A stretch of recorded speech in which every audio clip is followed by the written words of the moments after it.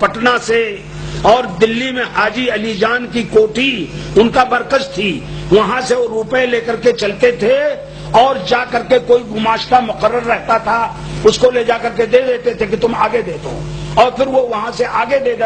دیتا تھا، ڈاک کا سسٹم تھا۔ تو ایک آدمی جو کے پاس جو دولت اتنی بڑی پہنچی اور پتہ یہ تھا کہ کل ہی انگریز مسلمانوں کی فوج پر چمرقند اور اسوس میں حملہ کرنے والے ہیں، اگر ہتھیار نہ ہوا تو مسلمان ذبح کر دیے جائیں گے، سب کے سب تو بالا کر دیے جائیں گے۔ یہ مجاہد اس کے بعد راستے میں خبر پہنچی، گماشتوں نے خبر دیا کہ پولیس اور CID پورے طور پر تمہارے پیچھے لگی ہوئی ہے، تم کو مار ڈالے گی، اس لیے لوٹ آؤ۔ اس کے ذہن میں یہ تھا کہ اگر میں لوٹ گیا تو روپیہ نہیں پہنچے گا، جب نہیں پہنچے گا تو ہتھیار نہیں خریدا جا سکے گا، اور جب ہتھیار نہیں خریدا جا سکے گا تو سارے مجاہدین قتل کر دیے جائیں گے۔ چنانچہ ایک جگہ ایک درخت کے نیچے بیٹھا یہ اور بیٹھ کے اپنی جیب سے چاقو نکالا اور چاقو نکال کے اپنی ایک آنکھ نکال کے پھینک دی، ایک آنکھ پوری بے دردی کے ساتھ قربانی کے جذبے سے قربانیاں پوچھا ہے آپ نے، نکال کے پھینک دی۔ اب جب بڑھا تو CID کو کوئی ایسا آدمی تو نہیں ملا جس کی دونوں آنکھیں ہوں، یہ تو اندھا ہے، اس لیے پکڑ نہیں سکے اور وہ دولت پہنچی۔ اس طرح قربانیاں دی ان لوگوں نے، سب جا کر کے یہ ملک آزاد ہوا ہے۔ میں کہاں تک اس تفصیل میں جاؤں تو 1831 میں اس واقعے کے بعد ایک طرف تو علماء صادق پور، اور میں آپ کو بتاؤں پھر علماء صادق پور کو ایسے ہی نہیں چھوڑا گیا۔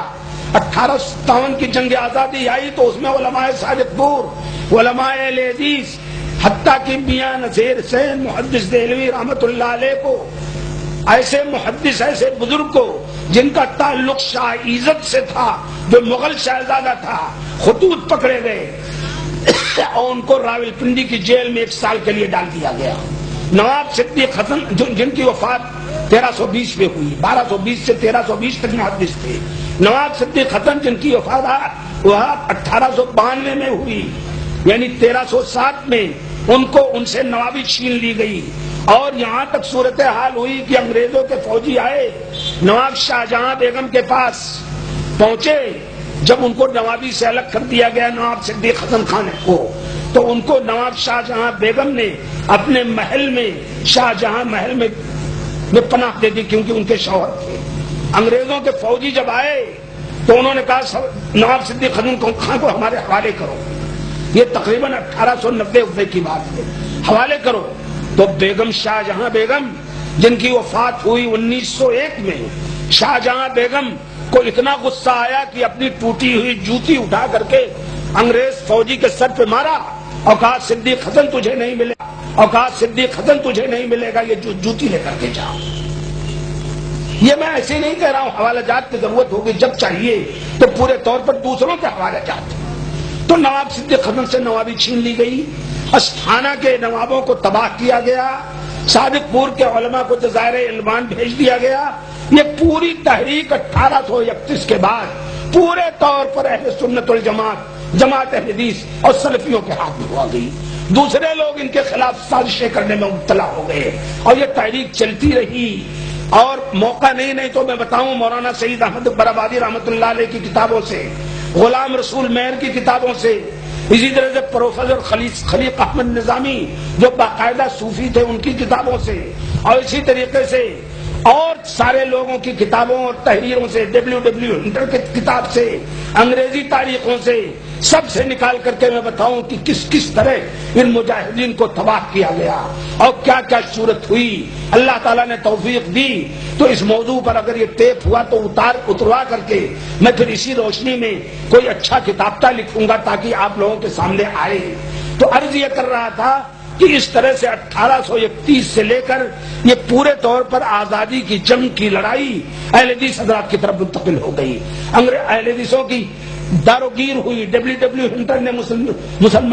انڈین مسلمان لکھ کر کے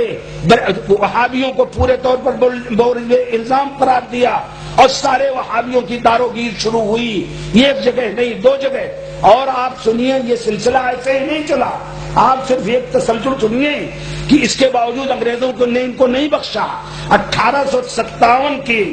کی لڑائی میں ان کی شرکت کی وجہ سے ان کے خلاف سازش کے مقدمے چلائے گئے، ذرا پوچھ لیجیے، سازش کے مقدمے چلائے گئے، بہت خطرناک قسم کے. میں صرف 4-5 مقدموں کی تاریخ سے کرتا ہوں تاکہ آپ سمجھیں کہ یہ 1857 میں جب بہادر شاہ ظفر کی جنگ شروع ہوئی اور اس دور میں علماء اہل حدیث، علماء الہ آباد وغیرہ سب بہادر شاہ ظفر کے پیچھے تھے. اسی طریقے سے حضرت میاں نذیر حسین صاحب محدث دہلوی کا ابتدائی جوانی کا دور تھا. اس دور کے بعد پورے طور پر انگریزوں نے اور یہاں انگریزوں کے پٹھوں نے اور کتاب و سنت کے دشمنوں نے سازشیں کر کے کتاب تک لکھی، جامع الشواہد فی اخراج الوہابیین عن المساجد. اس بات کے دلائل کہ وہابیوں کو مسجدوں سے نکالنا واجب ہے اور وہابیوں کی حکومت وقت سے شکایت کی جائے اور اگر توبہ کرے تو ان کی توبہ بھی نہ قبول کی جائے. مولانا محمد بن عبد القادر لدھیانوی کی کتاب ہے انتظام المساجد باخراج اہل الفتن والمفاسد. مسجدوں کا انتظام کرو ان اہل حدیثوں اور ان وہابیوں کو نکال کر. منشی ایوب قادری جو تحریک اہل حدیث کے سب سے بڑے دشمنوں میں سے ہیں، وہ